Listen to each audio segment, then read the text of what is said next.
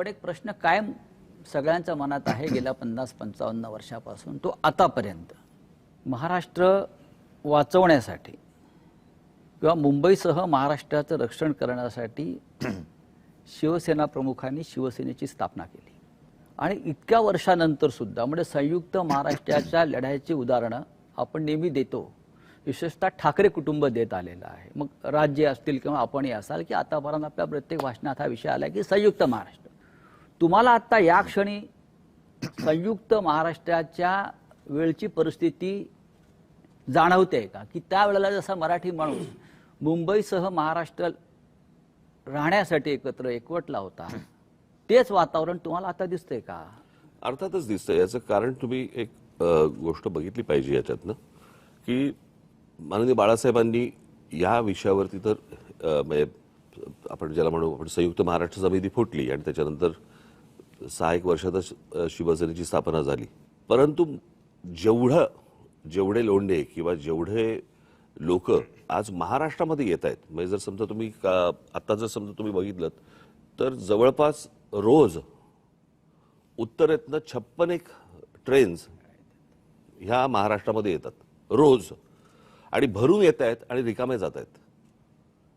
आज जर समजा तुम्ही ठाणे जिल्हा, एक जिल्हा जर समजा पाहिलात, बरोबर आहे, ठाणे जिल्हा हा मला असं वाटतं जगामधला एकमेव जिल्हा आहे की जिकडे ठाणे, नवी मुंबई, कल्याण डोंबिवली, भिवंडी, वसई, मी आता पालघर वेगळा पकडत नाहीये, तो आपण एकच होता तो आत्ता वेगळा झाला, परंतु पालघरमध्ये वसई, त्याच्यानंतर मीरा भाईंदर, त्याच्यानंतर वसई विरार आली, त्याच्यानंतर तुमची नवी मुंबई, अशा जवळपास 8-9 महानगरपालिका आहेत.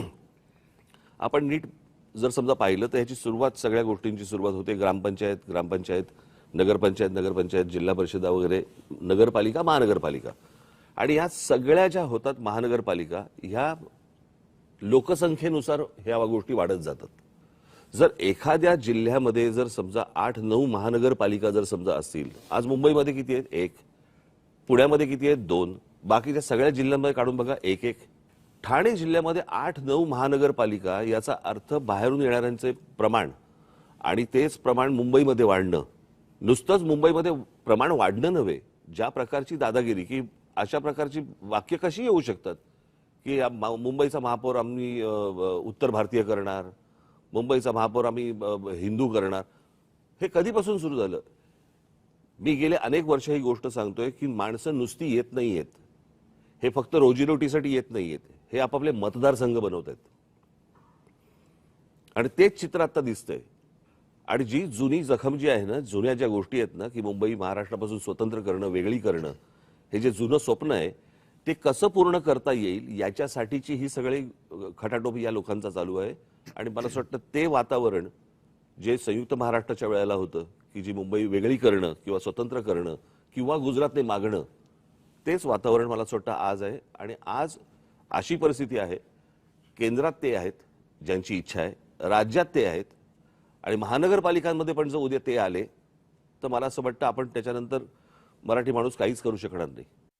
आणि ह्या सगळ्या गोष्टीकडे हतबलतेने पाहणं, हे मला असं वाटतं हे काही आमच्याकडनं होणार नाही, आणि म्हणून आम्ही एकत्र आलो. उद्धव साहेब, राजसाहेब जे म्हणतात त्या 100% तथ्य आणि सत्य आहे. पण मराठी माणूस जेव्हा जेव्हा भडकला, पेटला, तेव्हा महाराष्ट्रामध्ये परिवर्तन झालेलं आहे अनेकदा. मग सत्ता परिवर्तन असेल, सामाजिक परिवर्तन असेल, पण आजही त्या पद्धतीनं तुम्हाला मराठी माणूस पेटलेला दिसतोय का? एक लक्षात घ्या की मराठी माणूस पेटला तेव्हा संयुक्त महाराष्ट्र झाला. मुंबई महाराष्ट्राला मराठी माणसाने मिळून दिली. मधला जो काळ होता 60 ते 66, जर माझा आवाज 60 ते 66, याच्यामध्ये आत्ता जी राजनी सांगितली ती परिस्थिती निर्माण झालेली. मराठी माणूस खचून गेला होता, आत्मविश्वास गमावला होता, आणि त्याच्यात एक ताकद, चैतन्य निर्माण करण्यासाठी शिवसेनेची स्थापना झाली. इतके वर्ष व्यवस्थित चाललं. आपल्याला सगळ्यांना असं वाटलं की आता हे काय पुढे कोण हिंमत करणार नाही. मात्र शिवसेना ज्या पद्धतीने त्यांनी फोडली, हां, राजकारणामध्ये पक्षांतर होतात, इथली लोक तिकडे जातात, पण पक्ष संपवणं, पक्षाचं चिन्ह काढून घेणं, त्याची मान्यता जवळपास रद्द करणं, म्हणजे त्याचं अस्तित्व नष्ट करणं, जी मराठी माणसाची ताकद आहे ती तोडून फोडून टाकणं हे काय दर्शवतं? म्हणजे ठीक आहे ना, मी मागे पण म्हटलं की युत्या होतात, आघाड्या होतात, आघाड्या तुटतात, युत्या तुटतात, पुन्हा मग ते पक्ष एकत्र येऊ शकतात, पण पक्ष संपवत आहे हा कोण